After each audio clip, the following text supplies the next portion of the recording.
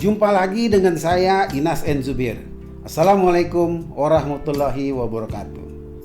Buruh dan mahasiswa pada turun demo untuk memprotes Undang-Undang Cipta Lapangan Kerja yang baru saja diketok palu oleh DPR pada hari Senin yang lalu, 5 Oktober 2020. Inilah demo-demo mereka.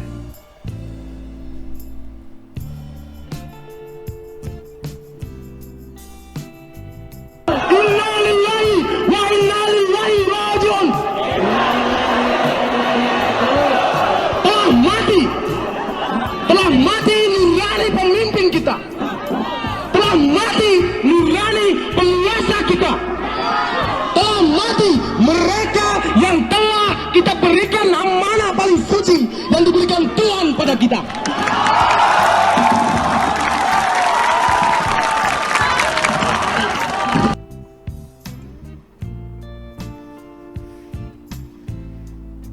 Lalu ada juga buruh perempuan yang dipaksa ikut demo. Padahal banyak di antara mereka tidak memahami tentang apa yang sedang diprotes, tapi sekedar mengikuti perintah serikat pekerjanya saja. Kita lihat videonya juga.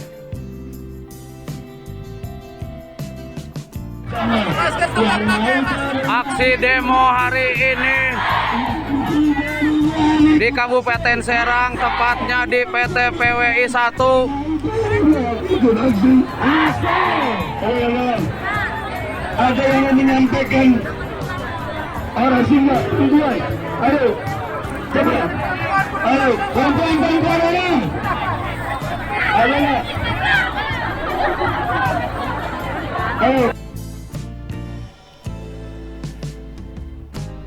Tapi jika kita tanya kepada mereka, apakah mereka tahu tentang pasal-pasal mana saja yang dianggap merugikan buruh atau rakyat?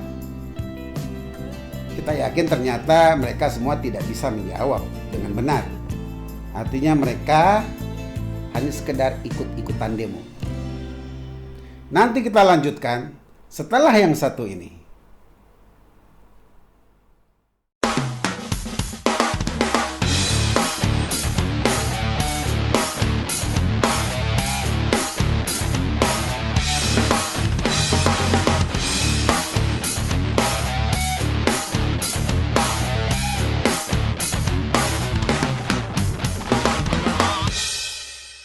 Kita lanjutkan.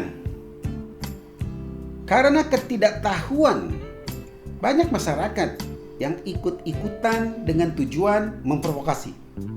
Dan bisa jadi ada yang menunggangi. Mari kita lihat akibat dari provokasi itu ada di video ini.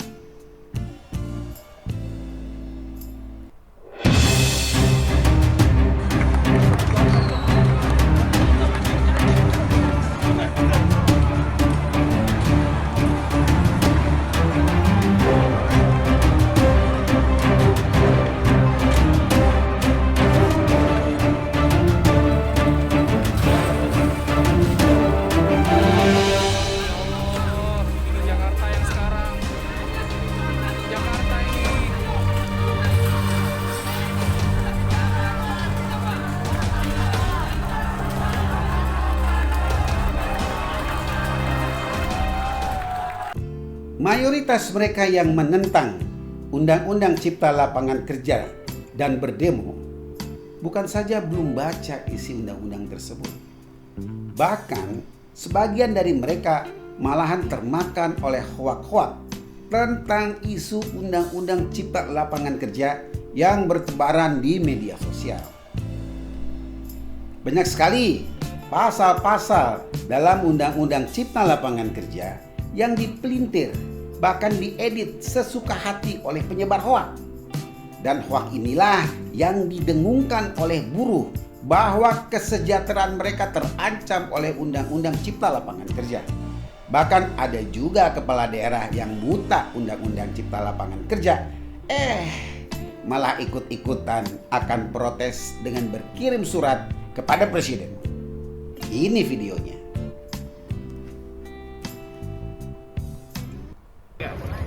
Hak itu tidak boleh hilang, karena itulah yang membuat negeri kita disebut sebagai negeri yang merdeka.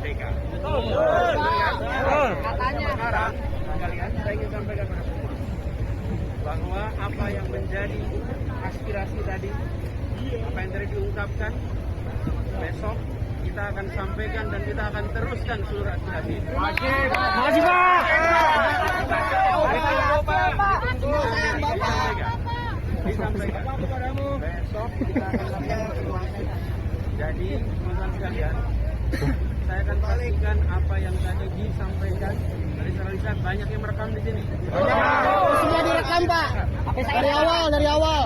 Besok akan diteruskan. Dan teman-teman sekalian, ingatlah bahwa yang namanya menegakkan keadilan dan tanggung jawab kita semua. Betul. Dan Anda semua sedang berusaha untuk menegakkan keadilan. Betul. Karena itu jalankan juga dengan sebaik-baiknya. Jalankan dengan tertib. Siap.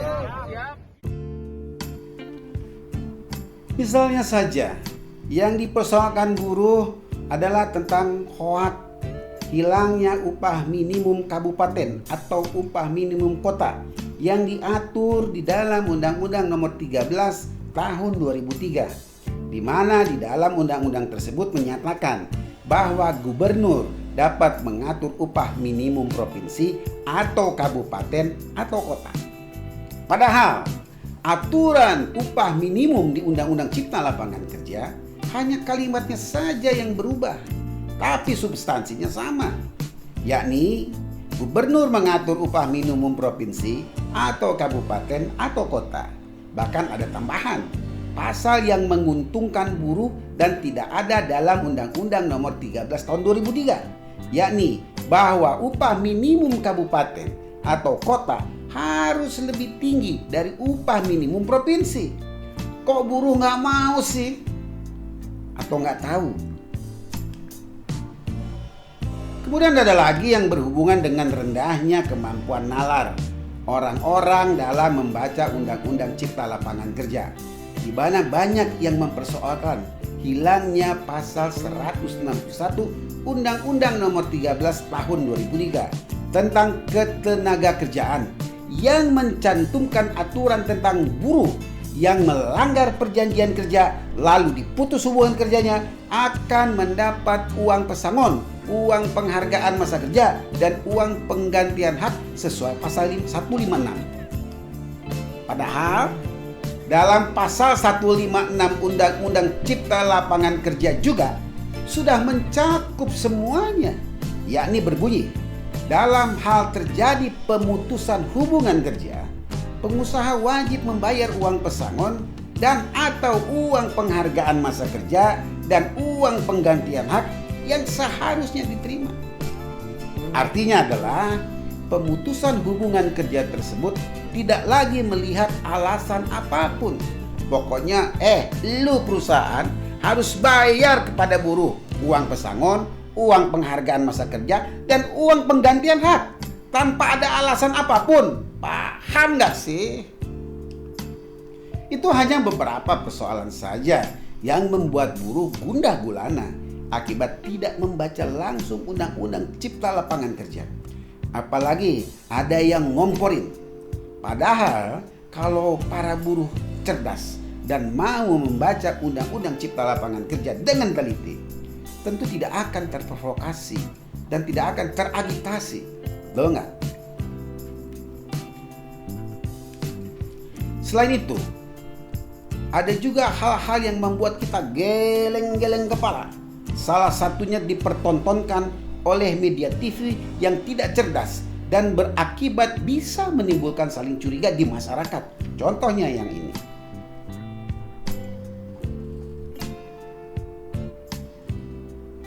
Informasi yang disampaikan ke publik terkait substansi dan Undang-Undang Cipta Kerja. Nah, Anda tadi di berita pengantar Pak Argo sudah menggelar konferensi pers, ada yang sudah ditangkap. Tapi begini, yang jadi permasalahan, yang jadi pertanyaan saya, ketika orang yang ditangkap ini dianggap menyebarkan hoax karena menyebarkan berita tidak benar tentang substansi Undang-Undang Cipta Kerja, dari mana polisi tahu bahwa itu hoax? Karena sampai dengan saat ini draftnya saja yang final belum ada. masyarakat belum bisa mengakses, di dpr.go.id belum ada, sebagian anggota DPR bahkan belum pegang. Nah, yang jadi pegangan dari kepolisian untuk menilai bahwa pernyataan itu, unggahan itu adalah hoax dari mana, Pak Awi? Ya, semuanya berdasarkan undang-undang Cipta Kerja atau Omnibus Law sendiri itu. Jadi kita di sana memang ada pasal-pasal yang memang. Iya, tapi kan draftnya belum ada. Bagaimana polisi menentukan bahwa itu hoax? Kita punya dasar itu, kita punya, sehingga kita bisa menentukan itu bahwasanya hoax karena memang ada pasal-pasal yang ada betul, namun dipelesetkan, dibalikkan, diputar-balikkan faktanya. Pertanyaan saya, kalau polisi punya dasarnya yang mana, Pak? Saat ini terdiri dari ada dua draft yang beredar, satu 1028 halaman, satu 905 halaman. Yang mana yang digunakan polisi? Ya, tentunya kami kan tidak bisa sampaikan di sini karena memang kita juga tidak pegang draftnya. Tapi berdasarkan itulah fakta-fakta hukum yang tentunya itu menjadikan hoax. Oke, ini masih jadi pertanyaan besar saya karena sampai dengan saat ini publik belum bisa mengakses draftnya. Draftnya belum juga banyak anggota DPR belum punya, masih disimpan untuk diperbaiki typo-typo katanya sebelum nanti dikirimkan ke Presiden. Jadi nanti ini kami butuh penjelasan lebih lanjut dari mana membandingkan antara apa yang diunggah dengan hoax. Baik, terima kasih Pak Awi, terima kasih Bung Nasir Jamil, dan juga terima kasih Pak Muradi sudah bergabung bersama kami malam hari ini. Desakan pertanyaan dari host Kompas TV ini kepada Brigjen Polisi Awi dari Divisi Humas Polri nampak sangat tidak cerdas karena aneh. Mosok host Kompas TV tersebut nggak tahu sih kalau polisi anytime bisa meminta dokumen apapun kepada siapapun di negeri ini untuk penyidikan, termasuk kepada Kesekjenan DPR yang memegang hasil rapat paripurna Undang-Undang Cipta Lapangan Kerja. Ada, mosok gitu aja Kompas TV nggak tahu sih, piye tombak. Lalu ada lagi ormas-ormas yang sangat tidak punya kemampuan untuk membedah Undang-Undang Cipta Lapangan Kerja, tapi sok-sokan pengen jadi pahlawan kesiangan dengan menerbitkan surat pernyataan sikap bersama yang menunjukkan rendahnya intelektualitas mereka. Dalam surat pernyataan sikap bersama FPI, GNPF Ulama, PA 212, dan HRS Center diawali dengan paragraf penuh kedengkian kepada pemerintahan Jokowi tentang geopolitik Republik Rakyat Cina katanya. Padahal nggak ada kaitannya Undang-Undang Cipta Lapangan Kerja dengan geopolitik Republik Rakyat Cina. Seperti apa sih isi surat mereka? Mari kita lihat isi surat mereka dan kita jawab satu persatu. Nah, ini surat pernyataan sikap bersama FPI, GNPF Ulama, PA 212 dan HRS Center yang kita perbesar agar terlihat terbaca kepala suratnya. Dan yang ini poin-poinnya. Ada 6 poin dalam surat pernyataan bersama tersebut dan kita akan jawab karena sangat simpel ngejawabnya ini. Belum apa-apa FPI CS sudah main dukung aja terhadap aksi buruh, mahasiswa dan pelajar untuk menolak Undang-Undang Cipta Kerja. Pertanyaannya adalah, apakah mereka sudah pernah mendiskusikan Undang-Undang Cipta Kerja tersebut? Lalu, pasal apa saja yang menurut mereka bermasalah? Jangan-jangan mereka ini belum pernah lihat Undang-Undang Cipta Lapangan Kerja tersebut. Padahal, sebagai ormas Islam, seharusnya mengedepankan tabayun dong, alias check and recheck. Kita bahas poin 2 surat FPI. Senjata ormas Islam seperti FPI CS selalu saja diksi kezaliman. Bisa nggak sih menunjukkan kezaliman tersebut dalam hal apa? Karena dalam negara kesatuan Republik Indonesia yang berlandaskan Pancasila, tuduhan kezaliman tersebut harus dibuktikan dengan alat ukur konstitusi. Nah, apakah FPI dan kawan-kawan bisa membuktikan itu? Pemerintahan yang zalim tentunya akan berkuasa di suatu negara untuk selamanya. Tapi ini kan cuma 10 tahun. Piye toh Pak D? Nah, pernyataan FPICS nomor 3 ini justru yang zalim. Karena apa? Karena meminta pemerintah membebaskan peserta demo yang melakukan pidana. Hanya orang zalim yang mendesak orang berbuat pidana untuk dibebaskan. Untuk poin nomor 4 ini hati-hati. Karena apa? Apakah ajakan ini bertujuan makar? Kalau iya bertujuan makar, pidana dong. Mosok sih ulama mau mengadu domba sesama umat? Innalillahi wa innalillahi roji'un. Poin nomor 5. Loh, kok minta perpu? Kok FPICS minta perpu? Katanya nggak percaya sama pemerintah Indonesia, nggak percaya sama pemerintahan Pak Jokowi. Kok malah minta perpu? Piye toh Mbak Thomas? Ini lagi nomor 6. Aneh-aneh aja. Kalau FPICS mau menuntut presiden mundur, ada mekanismenya. Kalau paham konstitusi, kalau patuh konstitusi, yakni melalui DPR dulu, bukan dengan sekedar ngoceh-ngoceh, mundur. Demikian suratnya, demikian pula jawabannya. Sampai jumpa di episode berikutnya.